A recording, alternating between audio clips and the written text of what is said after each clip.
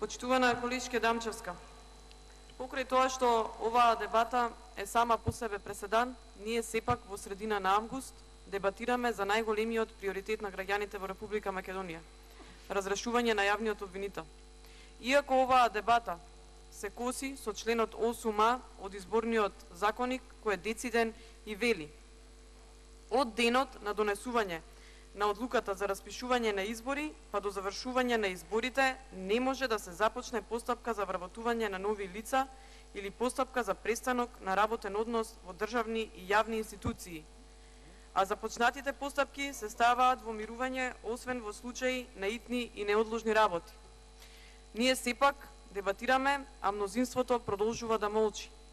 Во своето излагање, Оливер Ристовски искажа дека владата на Република Македонија, предводена од премиерот Зоран Заев, како основна цел пред себе, ја постави задачата за враќање на довербата во правната држава и владење на правото и со тоа еднаквоста на сите граѓани пред правдата.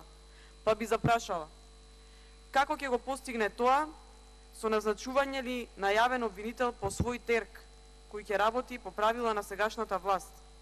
Ќе постави јавен обвинител кој ќе ги штити нивните лични интереси, наместо да се грижи за заштита на човековите права и слободи.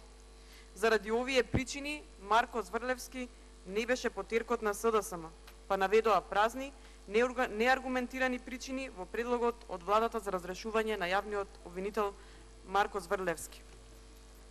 Како новата власт ќе спречи јавното обвинителство да не биде контролиран инструмент од владата, ако постави свој партиски војник за јавен обвинител?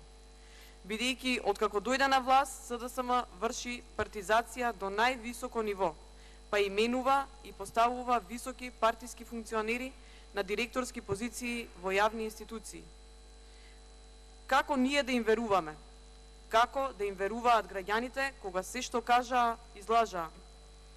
Како всушност ги штитите државните и националните интереси после договорот со Бугарија?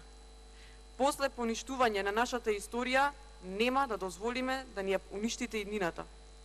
Апелирам уште еднаш да се прекине оваа незаконска дебата и да продолжи на 16 октомври, која всушност представува параван за сите контрапродуктивни промени што ги прави оваа власт.